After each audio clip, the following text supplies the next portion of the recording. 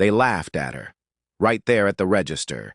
The camera was on, the comments were flying, and two influencers thought they'd found their next viral moment. A grocery store turned into their stage, and humiliation became their script. But the cashier, she didn't flinch, she didn't argue. She simply scanned, smiled, and let them keep talking. Say it again? She smiled at Elena, but the smile didn't reach the eyes. Say the thing. Elena glanced at the screen. Live. Comments flew like sleet. She could hear herself the way a security camera hears. A clean record of what is and what is not. I asked for ID, Elena said. For the wine. You hear that? The woman told the live audience. We look like children, apparently. This black cashier acting like she's smart or knows what exactly she's doing. Should we show her our follower count instead? She laughed. The man laughed. The comments spiked. Emojis, fireworks, knives. Elena looked at the line of customers stacking behind them. A teacher with a basket of lemons and patience, worn thin. An old man with milk. A nurse tapping her badge against her palm. People who kept the world running while other people filmed it. Store policy, Elena said evenly. All alcohol. It's the law. The man turned the phone on himself, sliding into sympathy. My partner forgot her wallet. This black cashier wants to be the main character. Just following the rules, the woman said, a practiced martyr. You know how some people get when you give them a name tag. A few titters in line. Someone coughed. Someone else put down a magazine and chose to watch instead. I can hold the rest of your items, she said calmly. You can come back for the wine with ID, or I can remove the wine, and you can pay now. The woman's smile sharpened. It was the smile of someone who had never once needed a quiet exit. What if we just buy the whole store? Can we do that? How much is that, sweetheart? She tapped the counter with a nail that cost more than a shift. That's not an option, Elena said. And then, because the woman's face wanted her to flinch and she refused, she added, Today. The man half chuckled, half scoffed. Did you hear the tone? He panned the camera across Elena's badge. Elena. This is why we say kindness matters, he announced to the crowd that had never shared a room with him. We're just asking for a little grace. A manager surfaced, summoned by the heat of spectacle. He was new and eager and afraid to be filmed. Elena saw it in the way he clasped his hands. He looked at her, then at the ring light, and made the calculation many managers make when shame goes viral. We can make an exception, he said soft. This time, Elena turned to him. That would be illegal. The man with the phone smelled victory. So either she's wrong, he said, tilting the feed to the manager's face, or your whole store is a problem. It's fine, the manager whispered, but not to Elena. He said it to the phone. He said it to the possible flood of angry strangers who would never know the layout of this place or the names of the people who cleaned it at 3 a.m. Elena did not argue. Arguing was energy spent to decorate someone else's content. Instead, she turned off her lane light and stepped to the side. She knew the legal weight of silence. Next register is open, she said, voice level. She looked at the old man with milk. I'll ring you right there, sir. The woman stared, thrown. Is she walking away from us? Elena didn't answer. She walked with an economy of motion that came from years of handling other people's urgency without catching it. She logged into the next register. The old man shuffled forward, grateful. Behind them, the manager voided the age prompt. The wine scanned. The ring light shone. The woman smiled into the feed as if mercy had been done. They left without a thank you. They left with a story. Tyrant cashier humbled by the court of public opinion. The comments would carry it like litter on a hard wind.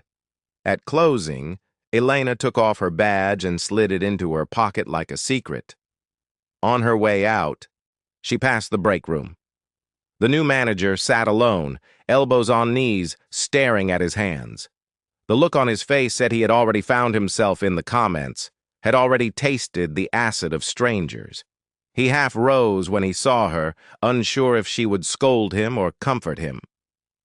"Tomorrow," Elena said gently, "we'll review policy together. You won't be alone." He nodded, surprised by the mercy. People expected revenge to be loud. The finest revenge, she knew, was accurate. Outside, the store's fascia glowed with the chain's six-letter name, a name that meant freshness and a kind of vanilla decency. In the parking lot, carts nested like geese. A teenager in a neon vest gathered them briskly and nodded to her as she passed.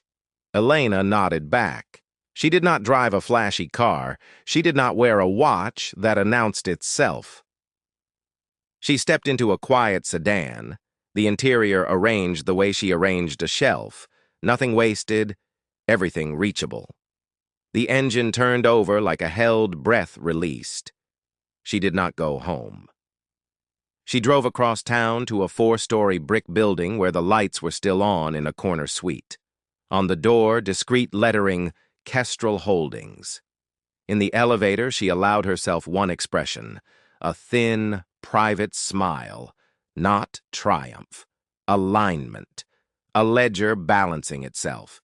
When the doors slid open, 2 executives were already waiting with pages in their hands. "Evening, Ms. Moore," one said. "Elena," she corrected out of habit. "The incident," the other began. "We saw it trending. Your manager..." "New," Elena said. "He'll learn. We'll pay for training out of Central. And legal needs to remind store leadership about denial of ID overrides." They blinked, used to ownership as theater, unaccustomed to ownership as work. "Anything further?" the first asked. "Yes," Elena said. She was still wearing the cashier's black polo. It looked like armor in this room. "We'll discuss in the morning. For now, a note to ethics. Do not permit corporate to repost that couple's feed for engagement. We don't feed wolves." The executives nodded. The word ethics had weight because Elena had given it weight. She had purchased this chain 2 years earlier through Kestrel, quietly, when the founder wanted to retire and the private equity suitors sharpened their knives. She had not taken a victory lap. She had taken a set of keys. And at dawn, she would put the black polo back on and clip on the badge. Wealth wasn't a costume to her. It was a tool. You used it to fix what was crooked. That night before sleep, she watched the clip, not to stew but to record. She logged details like a claims adjuster, timestamps, names, violations, the manager's flinch, the exact phrasing, "buy the whole store." She measured it the way a surgeon measures blood loss. She did not rage. Rage corrodes the vessel that contains it. Precision cuts only what it intends. Somewhere between the 5,000th comment and the first sponsorship tag, she saw the fault line. Not the customers, they were replaceable, but the algorithmic economy that rewarded vandalism of dignity. If she was going to answer this, it would not be with a clapback. It would be with architecture. She turned off the screen. She slept like an accountant on the night before a reckoning. The store opened at 7. Elena was there at 6. She made coffee for the morning crew, then started her opening walkthrough. Produce misters hissing. Rotisserie turning slow as a planet. The first dull thud of bread in bags. If you listened, the building had a heartbeat. At 8:30, the ethics director arrived from Central by train. Hair still damp, eyes sharp. Elena had texted her at midnight, "Need your brain. Employee Dignity Policy 2.0 by end of day. Also, customer conduct signage, training, legal language." The reply had been a single word, "on it." By 10, Elena was in the cramped training room with the new manager and 3 supervisors. The door closed, the ring light outside nowhere to be seen. She played the video once. No commentary. When it ended, the room sat with it for a full 10 seconds. The kind of silence that is part grief, part diagnosis. "What did you see?" she asked finally. The dairy supervisor spoke first, voice tight. "Fear," she said. "It makes people generous to bullies." The new manager swallowed. "I thought I was protecting the store from a wave of bad press. I gave them a win to make them leave." "And you taught the room what wins," Elena said, not unkindly. "We don't teach that." He nodded, eyes wet in a way he'd be embarrassed about later. "I'm sorry. Apologize to policy," Elena said gently, "by using it next time." She slid packets across the table, a new one-page protocol, crisp. Employee dignity and legal compliance. Immediate response guide. Clear steps. Call for backup. Keep the camera on your hands, your screen, your adherence. Refuse illegal overrides. Offer lawful alternatives. Document. Escalate to ethics. She outlined the coming changes with the calm of a builder. Customer conduct placards at every register. "We are glad you're here. We will not violate the law, our employees' dignity, or your safety. No filming employees without consent policy, posted and enforced. Escalation. Buttons at registers that notified a trained floor lead and activated a discreet overhead light, not for shame, for support. Manager training with a template script when influencers introduced a public audience. We will serve you according to the law and policy. If you continue to film our employees without consent, we'll complete your purchase at the service desk. The phone can point at me. Ban list procedure not only for theft and violence, but for harassment." By noon, the ethics director had emailed legal, draft, stronger language. "We will not be a stage for cruelty." By 2, HR was on a call about psychological safety. By 4, ET had mocked up a software update. Age prompts could no longer be overridden with a simple manager pin. A second supervisor would be required, 2 keys for a safe. In the afternoon, a boy from produce stuck his head into the training room. "Elena," he said, then corrected to Ms. Moore when he saw the executives, then faltered. "Because what do you call someone who mops floors with you and also buys the floors you mop?" "There's a woman at the service desk asking for you." Elena followed him out. She already knew who it would be.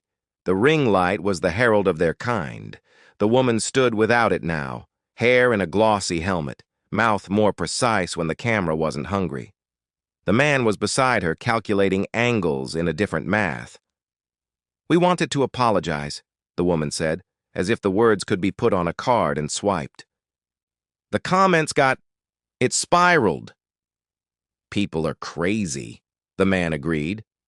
"You know how they get." Elena looked at them for exactly 3 seconds, long enough to measure sincerity and find none. Then she turned to the service desk associate. "Could you please pull up their purchase from yesterday?" the associate typed.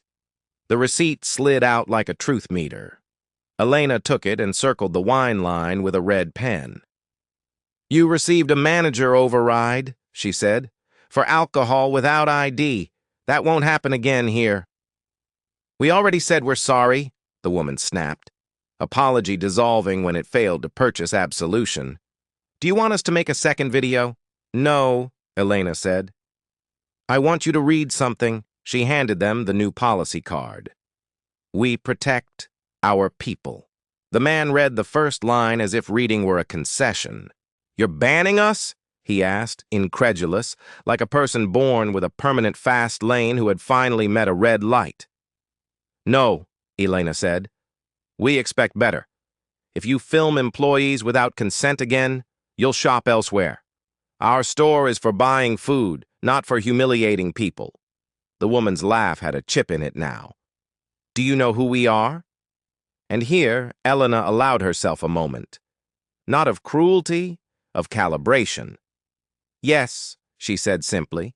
Do you know who I am? A beat. The man's eyes flicked to her badge as if a revelation might be printed there. Elena. Nothing more. The profound and the ordinary share letters. That has always been true. The woman rolled her eyes. You're a cashier. I am, Elena said. I also sign payroll. The man blinked. It landed, not fully, but as a rumor you can't easily shake. The woman smirked an uncomprehending smirk. Cute. You don't have to believe me, Elena said, but you do have to adjust. If you can't be kind to people while you're ignorant of their titles, you'll never be kind enough to deserve knowing them. The pair left with their apology unused. People in line pretended not to have heard. Pretending is the tax civilization charges for moving quickly. That evening, Elena met in a small glass conference room with a person who did not look like a person companies hire to solve PR. He looked like a teacher. That was why she liked him. Not a statement, she said to him. Not a counter-spectacle. I want a policy letter posted to our website and in stores. Plain, precise, unmarketed. Dignity isn't our brand. It's our baseline. He nodded. Wrote as if he were copying something ancient. We ask for ID because it's the law. We refuse to violate the law to avoid ridicule. We ask you not to film our employees without consent because they are people, not content. We will serve you gladly within those boundaries. If you cannot accept them, we wish you well at a store that can. Also, Elena added, create a hardship fund for frontline staff facing harassment or doxing from viral incidents, anonymous, administered by ethics, and raise the minimum wage by $1 across the chain. Post neither as a press release. Quiet money does more work. He looked at her a long moment. You know most owners would weaponize this. I don't need to win the internet, Elena said. I need to win the rooms where my people stand. The next morning, a different kind of message began to circulate online. Screenshots of the new policy card, photos of placards at registers, a whisper about a cashier owner. The narrative shifted slightly, like a train leaning into a turn. People who stocked shelves at 300 other businesses felt seen and said so. People who enjoyed cruelty raised their voices, then tired of their own echo. The pair with the ring light tried to post a follow-up video. It had the grain of contrition, but the polish of opportunism. Their sponsors paused campaigns, not because Elena called, she did not, but because the culture had decided to watch for a change in tone that never arrived. When you are known as a mirror, failing to reflect decency becomes a brand risk. Corporate whispered that Elena should take credit. She did not. She put on the black polo, rolled her sleeves, and watched the way people recalibrated when they realized the register had rules, and the rules were there to protect them too. By week's end, there was a small plaque by the time clock. Dignity isn't a perk, it's a policy. Someone had taped a peppermint to it. On Friday evening, when the store closed and the lights hummed softer, Elena sat on a milk crate in the back and watched the floor being mopped. The teenager in neon zigzagged with casual grace. The night crew laughed about something private to them, laughter with a different temperature than the day's. The ethics director leaned on the doorframe. You know, you could just own it. I do, Elena said, exactly this way. 2 weeks later, the chain's annual community event filled the parking lot. Tents with local bread, a brass band that insisted on being slightly out of tune in a way that made people smile, a blood drive, a compost workshop where small children pretended dirt was a spell. The press was there because the press went anywhere people gathered under nice weather and a banner. Elena arranged chairs, tied an errant helium balloon to a post, and redirected a truck when it tried to nose into a protected walkway. She wore the same black polo, the badge, the hair gathered in a practical knot. People said, "Thank you," like you say it to a person who is doing a necessary thing, not a famous one. Midway through the day, a city council member took the mic to congratulate the chain for its Employee Dignity Initiative, which by then had been copied by a handful of other stores. He had the easy timbre of a man used to being thanked for rooms he barely entered. He said the right words. The band parped. Someone cheered, the way people cheer for a notion they approve of. "Would the owner like to say a few words?" he asked, scanning the back of the tent for a suit that would float forward. No suit floated. Elena felt the moment arrive like a familiar ache. She could duck it. She had practiced ducking. But there was a difference between secrecy as humility and secrecy as a way to hoard satisfaction. People deserved to know what shape their house took. She stepped forward. A beat passed while people realized the cashier was walking toward the microphone. A second beat as people understood she wasn't going to hand it to someone else. Then the slight rustle of a crowd finding a new angle. "Hi," Elena said. The mic flattened her voice into something public. She let it and kept her cadence measured. "I'm Elena. I work the front." A laugh here-there, from people who already knew her and assumed that was the joke. She let the laughter fall. "I also sign the checks," she said. 2 years ago, through a holding company, I purchased this chain. I didn't make an announcement. I didn't change the name. I didn't want to make it mine. I wanted to make it fair, a hush. Not theatrical, attentive. The kind of stillness that shows up when a theorem resolves. "I grew up poor," she continued simply. "And I learned early that a store is where 1,000 small dignities either happen or don't. Does someone look you in the eye? Do they weigh your words the same, no matter your shoes? Do they follow the law when it's inconvenient? I bought a grocery chain because I wanted to answer those questions with receipts." She did not tell them the number of stores, the revenue, the zeros. She told them the policy and why policy was a promise. She told them that a register is an altar to honest exchange and that no one gets to worship humiliation there. "I'm telling you this," she finished, "not because I want applause. I'm telling you because power hides too often. When it hides, it goes rotten." "I'd like mine to breathe." She looked up. The brass band, not sure whether to play, held their instruments like flowers. The crowd clapped, not the roar that viral videos chase, but the sustained appreciation that keeps a roof on. The employees on the fringes clapped too, some with eyes shiny, some with grins, all with the relief of names being called honestly. At the edge of the tent, the pair with the ring light stood without it. The woman's mouth worked once before she found her composure. She raised a hand, as if to ask a question in class. Elena nodded to her. "So," the woman said, pinning a smile in place, "we're good, right? All's well that ends well?" Elena considered her. Considered the generosity that is sometimes mistaken for weakness and the boundary that is sometimes mistaken for cruelty. "I hope you're well," she said finally. "I hope the ends you choose don't require you to harm people in the middle." "That's not an answer," the man said, bristling at the lack of transaction. "It's the only one I have," Elena said. "The ban stands for 90 days.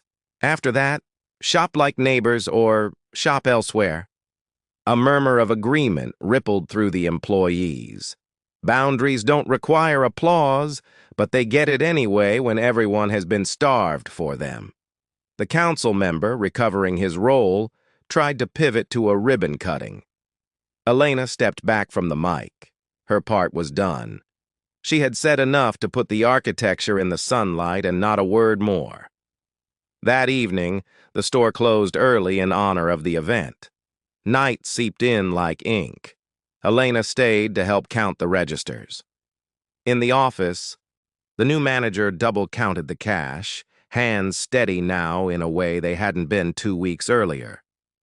"I wanted to say," he began, then shook his head, starting over.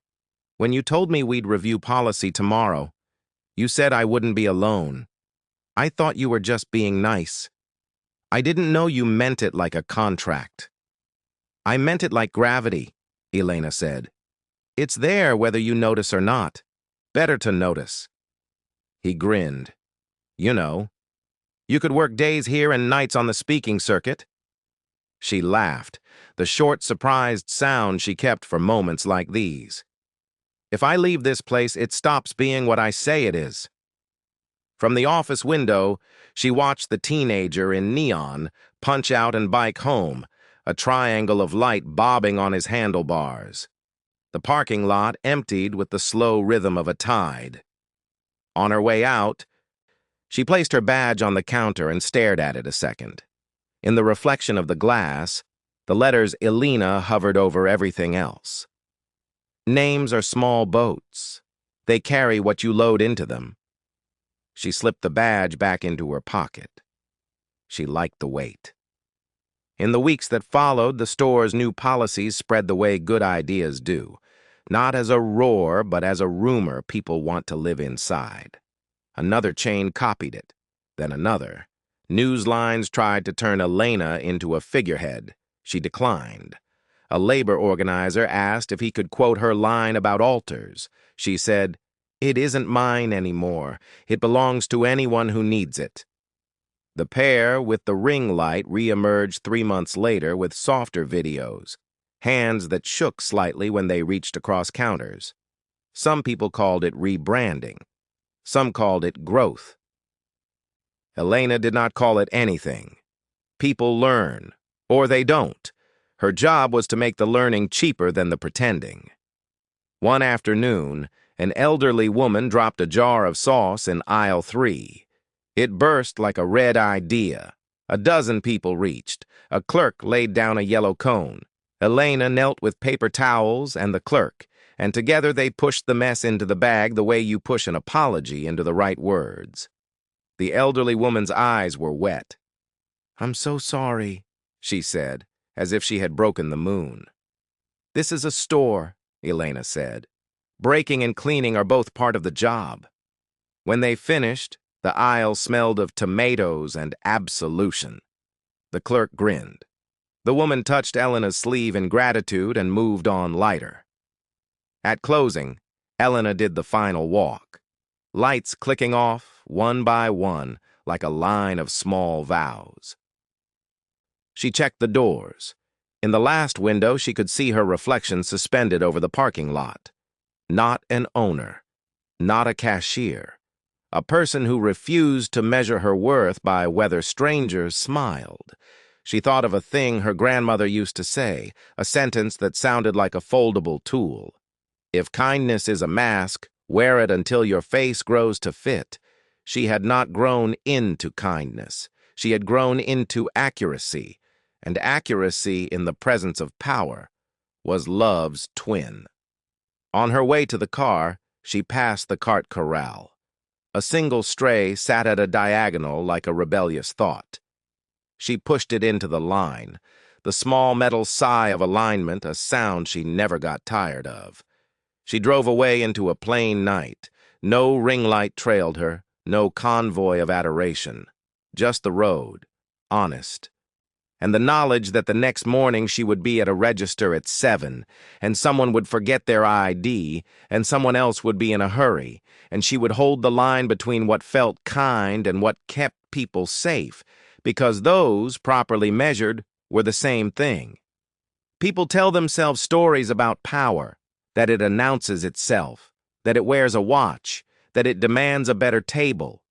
But power worth trusting doesn't need a microphone. It needs a standard. You don't discover who matters by their title. You discover it by how they behave when no one knows it. If you cannot be decent to the person behind the counter, you do not deserve the person who built the counter. Arrogance is blindfold. Humility is seeing. The quietest revenge is a system that outlasts you, one that pays back cruelty with boundaries and repays respect with ease. Elena did not win by revealing she owned the chain. She won the day she refused to purchase peace with someone else's dignity and then built a store where no one had to. Before you scroll, take a second to think. Every day, someone's humility hides a story you can't see. They laughed at a cashier, not knowing she owned the whole chain. If you believe karma never misses, hit that like button. If you've ever seen pride destroy itself, share this story so others can learn. And if you're still here, subscribe for more true-to-life stories that expose arrogance, injustice, and quiet revenge. Because sometimes, silence isn't weakness, it's power waiting to speak.